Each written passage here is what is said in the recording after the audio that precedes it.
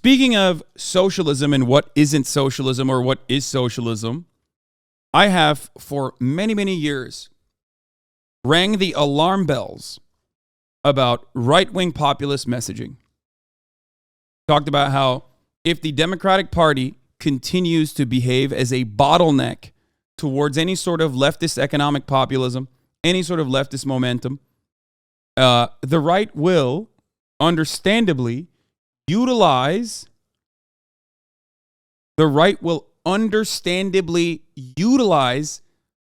economic populism, like left-wing economic populist rhetoric, to make themselves seem more appealing. Yeah, they also appropriate anti-war sentiment. Exactly.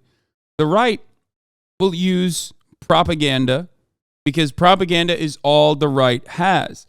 Now, the Democratic Party also is not really interested in, defending the left or anything like that, or defending workers or anything like that. Okay? But Tucker Carlson will nefariously utilize pro-labor sentiment and get a bunch of suckers on the left to go, oh man, he's really spitting. This is very dangerous. If Tucker Carlson can get pro-worker sentiment to the right by saying this sort of stuff, then I'm all for it. But I do not want dummies that are baby leftists to turn around and act like this is actually fire. Because it's not, and I will describe to you why it's not. And not because Tucker is disingenuous here, which I will prove. He is a libertarian. But because he's also stupid with his assessment of the situation and his advocacy. So let's take a look. Wake up one morning and you find yourself in a society where 23-year-olds with four-year college degrees and like initiative who aren't smoking weed every day, if they can't make enough to buy a car, much less a home, much less get married, much less have children, then why should you be surprised when half of them say they prefer socialism? Well, you should not be surprised. I agree to a certain extent. I think that the question is when the pedal hits the metal. Like you talk in the book about technology and how it's shifting and taking away jobs from folks. Yes. And you make specific reference to truck driving and the fact that there are going to be these automated cars on the roads. So would you, Tucker Carlson, be in favor of restrictions on the ability of trucking companies to use this sort of technology specifically to, sort of artificially maintain the number of jobs that are available in the trucking industry? Are you joking? In a second. In a second. In other words, if I were president, when I say to DOT, the Department of Transportation, we're not letting driverless trucks on the road, period. Why? Really simple. Driving for a living is the single most common job for high school educated men in this country, in all 50 states. By the way, that's the same group whose wages have gone down by 11% over the past 30 years. The social cost of eliminating their jobs in a 10-year span, 5-year span, 30-year span is so high that it's not sustainable. So the greater good is protecting your citizens from, look, capitalism is the best economic system I can think of. I think that anyone's ever thought of. Oh, wow. Interesting. Okay. I wanted to let it ride for you guys to see everything. I'm going to finish it off and then I'm going to address it point by point. But that doesn't mean that it's a religion and everything about it is good. No, but there's no Nicene Creed of capitalism that I have to buy into. What I care about is living in a country where, decent people can live happy lives, actually. And so, no, I would say immediately, no, are you joking? And I maybe would make up some pretext for public consumption, like, oh, they're dangerous. The technology is not quite finessed. No. But the truth would be, I don't want to put 10 million men out of work because you're going to have 10 million dead families, and the cascading effect from that will wreck your country. Interesting. So what is Tucker Carlson doing here? The reason why when you hear what he says here, the reason why you say, oh man, he's really spitting, is because he's a very good propagandist. I'm not going to say that it's because you're silly and because you don't understand socialism or because you don't understand Marxism or anything like that. It's because Tucker's a very good propagandist. That much we all admit. Now, number one, is the Swanson frozen food dynasty recipient who lived in the lap of luxury and a beneficiary of tremendous amounts of intergenerational wealth and prosperity that currently works for the multi-billion-dollar reactionary propaganda arm of the reactionary Republican Party genuine when he says, if I was in charge of things, I would literally get the government to stop automation.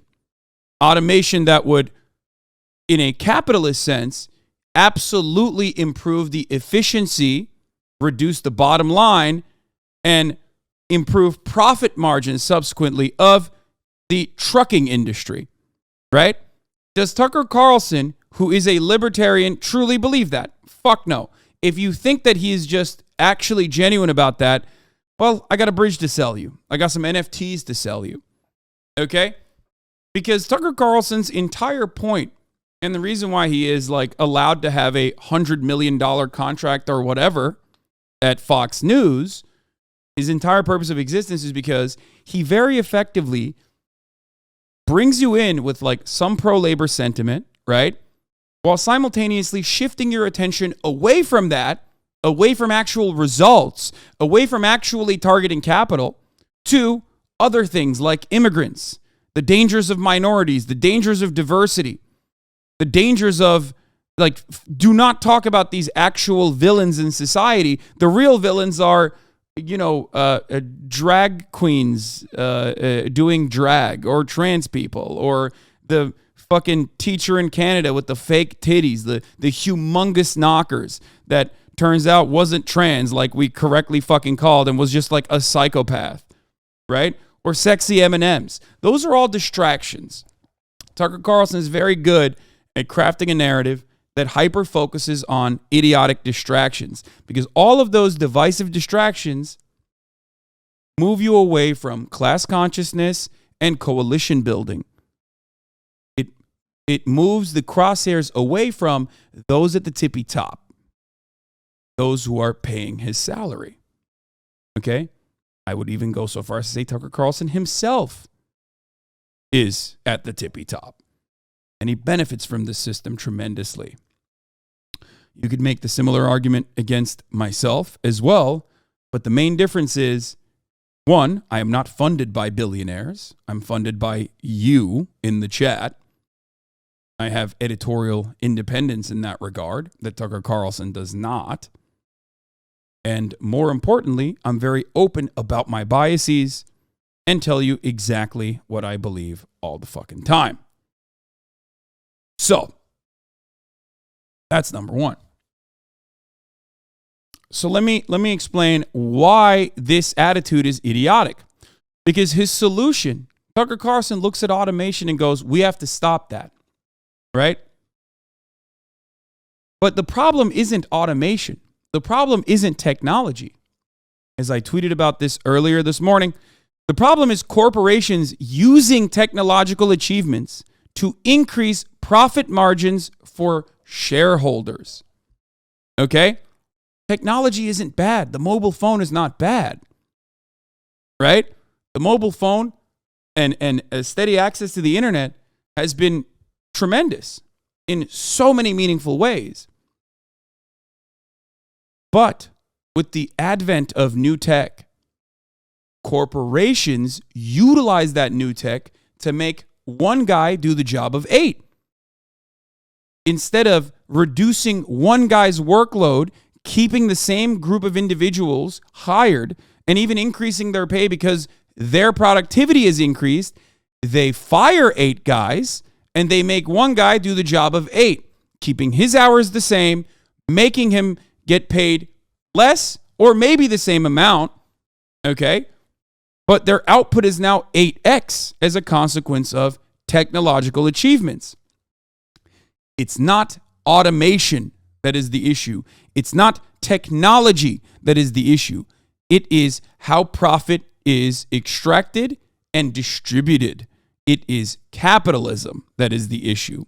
Automation always lightens the workload, but it's impossible for all of us to imagine a world where truck drivers, continue being employed and work shorter hours and make more money as a consequence of automation. That's it.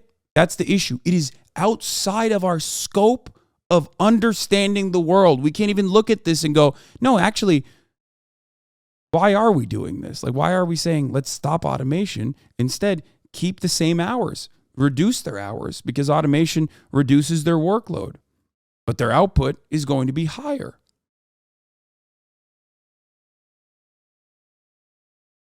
And the secondary part that I find even funny about his dishonest rant is that even in his own dishonest rant, where he creates a hypothetical where the government is interfering in profit-seeking behavior of truck corporations, like these mega corporations that are handling logistics, right? That interference is stopping automation and not stopping the company from reducing their workforce after they get this new tech. Why? Why wouldn't you just literally say, if you're in the business of, government interference in businesses, right? If you believe that, which Tucker Carlson claims he does, right? I mean, that's a crazy thing that the Department of Transportation is just going to say, no, you can't use automation. You can't use self-driving cars. If you are in the business of doing that, that means you're in the business of anti-capitalism. That means you are in the business of utilizing the state to reduce profit margins. You are in the business of state interference in commerce, which I am in that business. I love that. I'm a fan of that business. But if you believe that the government should interfere in business, like I do, okay, and regulate, why the fuck wouldn't you just also want the workers to work less hours as a consequence of automation?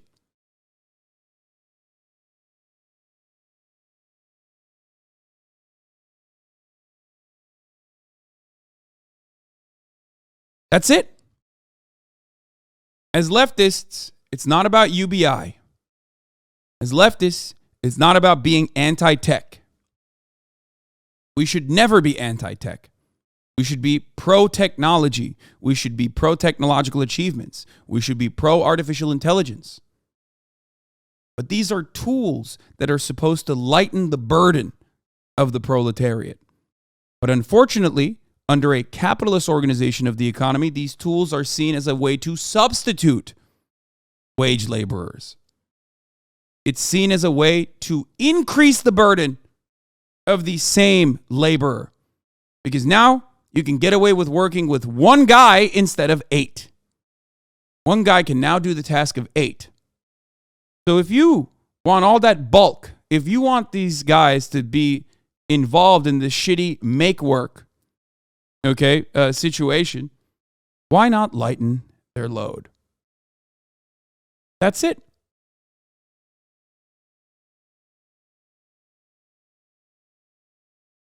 That is absolutely it. And any Marxist worth their salt should be able to see through this ruse here.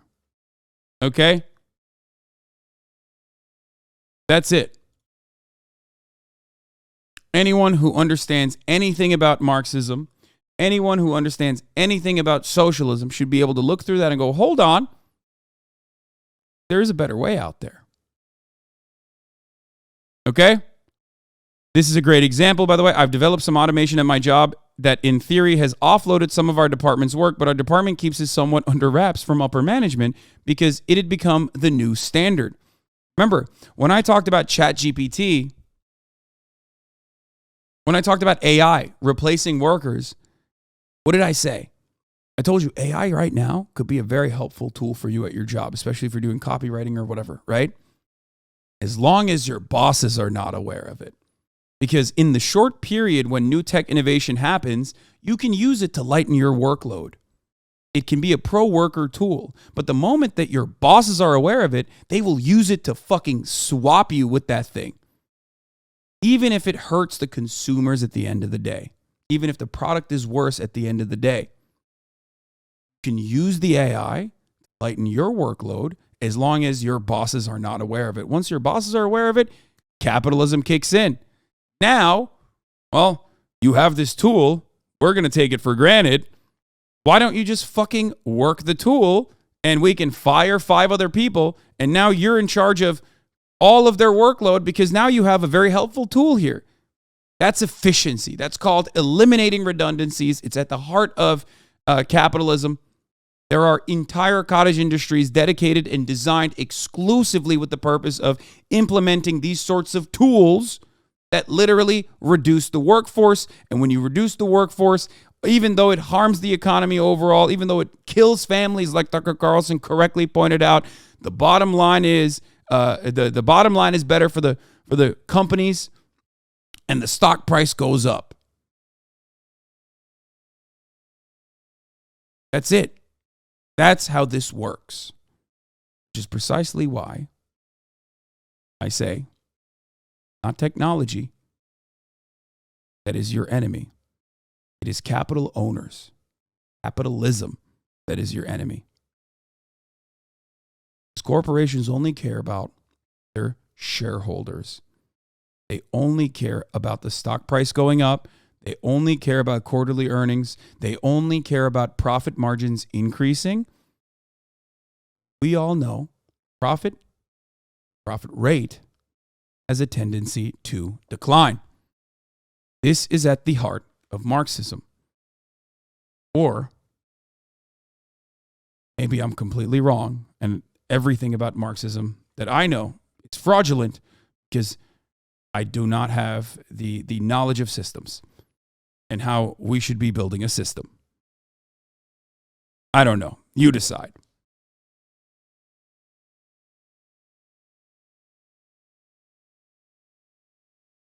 No, man, don't worry. People are losing jobs and dying. Corporate capital is just being reduced. Yep.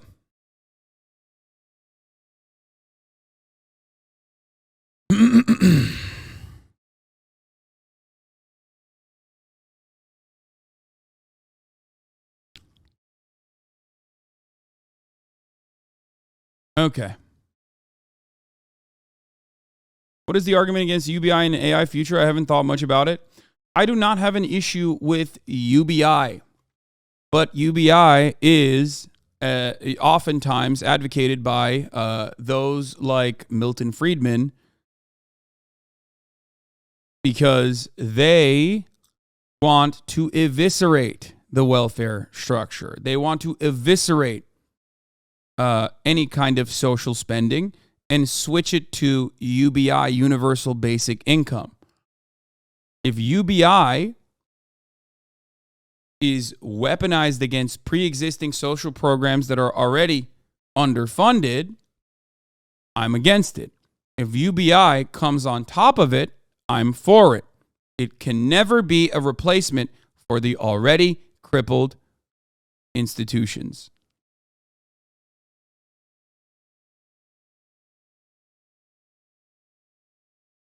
That's it.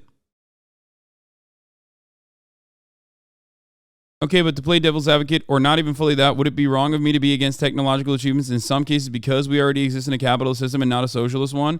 It's bullshit, but I have to play what game I'm playing, even if I hate this stupid contradiction. No.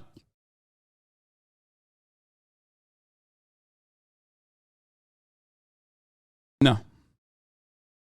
That's it. It's not okay for you to be against technological achievements. That's it. I don't know what else to tell you other than that. Your own personal motivation against technology or your own personal opinions against technology is not going to stop capital owners from utilizing technology regardless. What I'm trying to do here is simply explain something that is happening currently to you. Okay? Just like when we talk about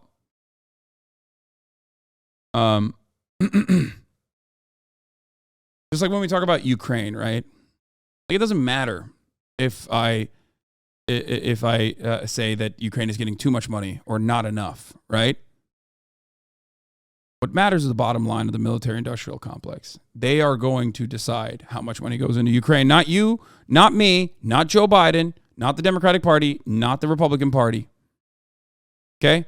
You can sit here and say, man, I really don't want that. I wish we could fund healthcare or something.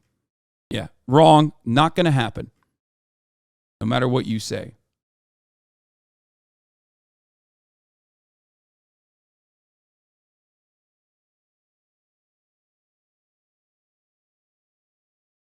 Technological advancements are inevitable and don't have to be used against workers. They just are because that's how capitalism works. That's not a tech problem. That's a capitalism problem. Yes, exactly. I am not against the invention of cars, you know, because it's going to put fucking horses out of work or whatever, you know? Cars have been good overall. Well, not cars, but fuck cars, but, you know. Advancements in transportation is good overall.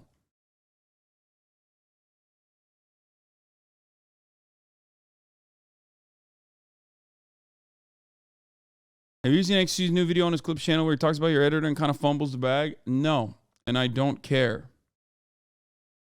I don't care.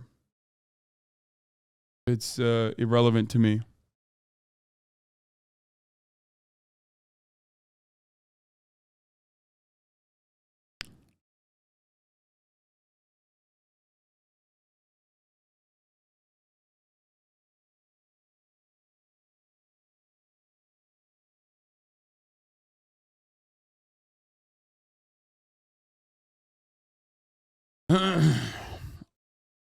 All of this is just a pipe dream without a full-blown revolution. AI and tech will be weaponized against workers in a capitalist society no matter what.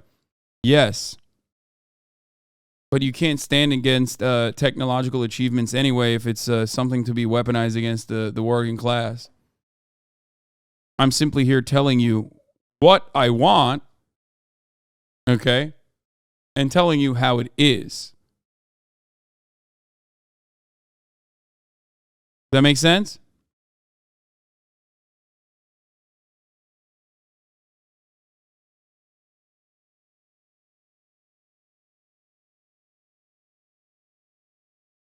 Okay.